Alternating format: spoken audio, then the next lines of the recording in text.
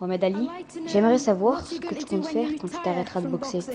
Si vous voulez soutenir le projet Islam Découverte et ne pas rater les nouvelles vidéos, abonnez-vous.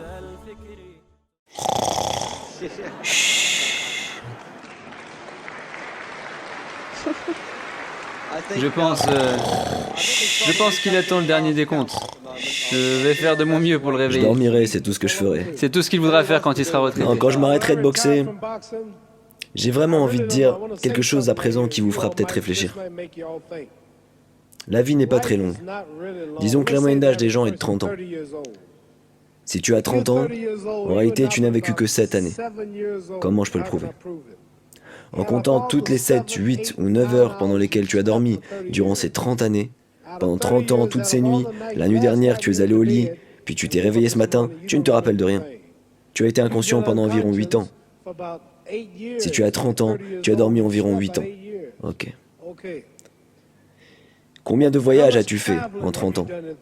De la station de télévision vers la maison, vers un autre pays, une autre ville, vers l'école, vers l'église.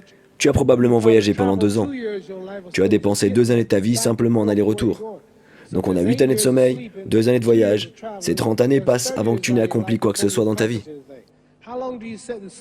Combien de temps tu restes assis à l'école? En Amérique, on reste à l'école du CP à la terminale. C'est pareil ici? Oui, 6 heures par jour? ouais. 6 heures par jour, pendant 12 ans, en décomposant, tu restes en classe pendant 3 ans, sans vivre. Ok. 2 années de voyage, 8 années de sommeil, 3 ans d'école. Combien de films es-tu allé voir? Combien de combats de divertissement? Combien de pièces de théâtre, de matchs de baseball? À peu près 2 années de divertissement. Donc arrivé à l'âge adulte, les gens qui savent sont témoins de ce que je dis. Le temps que vous ayez des enfants, le temps que vous ayez tracé un chemin pour vos enfants, le temps que vous ayez fini de payer votre maison, vous arrivez à 60 ans. Donc, la vie est vraiment courte. Donc en comptant tous tes voyages, et tout le sommeil, et toute ta scolarité, et tout le divertissement, tu as probablement passé la moitié de ta vie sans rien faire. Donc qu'est-ce que... J'ai 35 ans. Dans 30 ans de plus, j'aurai 65 ans. On n'a plus d'influence. On ne peut plus rien faire à 65 ans. Votre femme vous le dira. Donc ce que je dis, c'est que quand tu as 65 ans, il n'y a plus grand-chose à faire. Donc, est-ce que vous vous rendez compte que j'aurai 65 ans dans 30 ans? Pendant ces 30 ans, je devrais dormir 9 ans. Je n'aurai pas 30 ans de journée. De retour en Amérique, je devrais voyager 6-7 miles pour chacun de mes voyages. Et probablement 4 ans de voyage les 30 prochaines années. 9 ans de sommeil, la télévision, les films, le divertissement, à peu près 3 ans. En 30 ans, il devrait me rester 16 ans pour être productif. Donc c'est comme ça qu'on peut chacun découper nos propres vies. À présent, qu'est-ce que je vais faire les 16 prochaines années? La meilleure chose que je puisse faire, se préparer à rencontrer Dieu.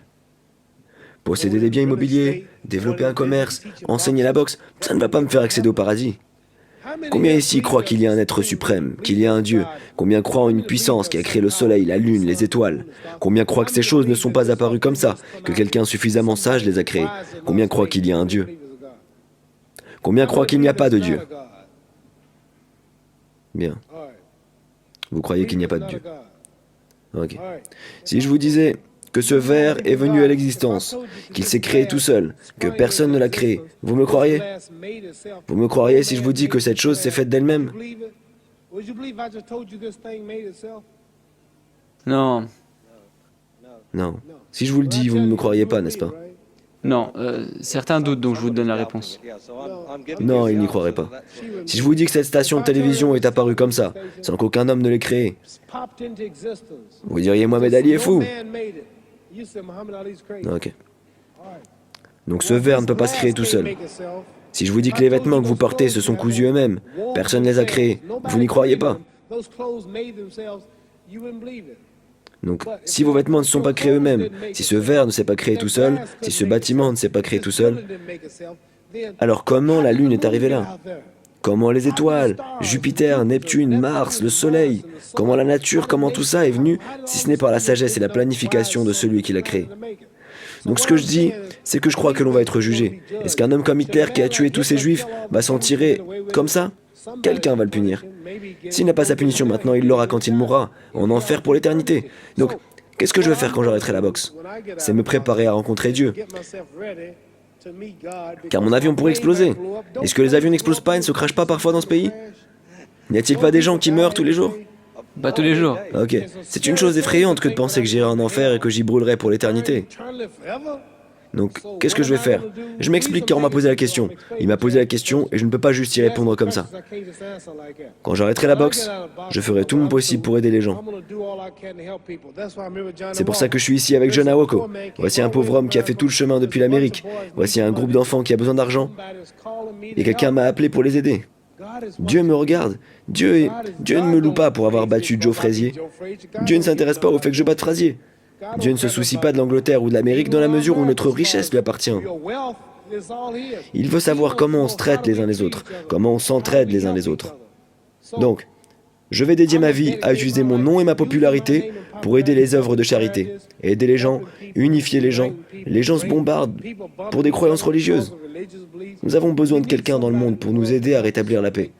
Donc quand je mourrai, s'il y a un paradis, je veux le voir. Parce qu'on vit combien de temps? 80 ans? Les probabilités font que certains d'entre vous dans cette pièce seront morts dans 20 ans. Certains seront morts dans 50 ans. Certains seront morts dans 30 ans. D'autres dans 60 ou 70 ans. Nous allons tous mourir bientôt. Et si vous vivez, disons, 125 ans, ce que nous ne vivons pas, n'est-ce pas? Disons même que nous vivions 250 ans, et qu'on puisse avoir des relations sexuelles jusqu'à 145 ans. Après ça, inéluctablement arrivera la fin. Donc, nous n'avons même pas 80 années sur Terre. Ce qu'on vit est un test pour voir où nous allons passer notre vraie vie, en enfer ou au paradis. Ce n'est pas la vie, ça. Votre vrai vous se trouve à l'intérieur de votre corps. Votre corps vieillit. Certains d'entre vous se regardent dans le frigidaire et ils ont l'air vieux. Tu n'as plus de dents, tes cheveux te quittent petit à petit, ton corps se fatigue. Ton âme et ton esprit ne meurent jamais. Ils restent en vie pour toujours. Ton corps ne fait qu'abriter ton âme et ton esprit. Donc Dieu nous teste sur comment nous nous traitons les uns les autres, comment nous vivons, pour voir où notre vraie demeure sera dans les cieux.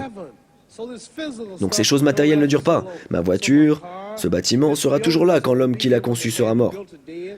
Il y a eu beaucoup de rois et de reines d'Angleterre et ils sont tous morts. Après que celui-ci parte, pour l'au-delà, un autre viendra. Donc on ne reste pas ici, on est juste dépositaires. Nous ne possédons rien. Même tes enfants ne sont pas à toi. Si tu penses que je mens, même ton épouse n'est pas à toi. Mourez et revenez un an plus tard, glissez-vous dans votre chambre à coucher et voyez si votre femme dort toute seule. Voyez, ta femme ne t'appartient pas. Ta femme, vous savez, j'ai divorcé de ma femme. Vous avez dû entendre parler de ça. Aujourd'hui, mes 4 enfants appellent un autre homme papounet maintenant. Ils ne me voient plus. Vous ne possédez pas vos enfants, vous ne possédez pas votre famille.